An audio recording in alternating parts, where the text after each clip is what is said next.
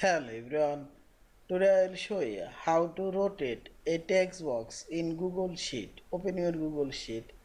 Now I'll rotate this text box. Click on this text box, double click on this text box and drawing tool already open. Now again click on this text box and here you will find this rotation icon. You can rotate this text box customly as you like. See this. I'll make it 0 degree and click this action button.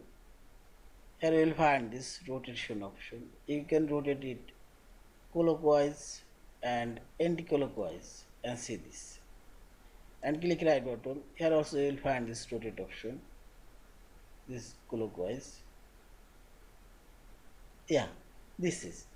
Thank you for watching. Please subscribe, like, share and comments. And simply select save as close and see this. Yeah.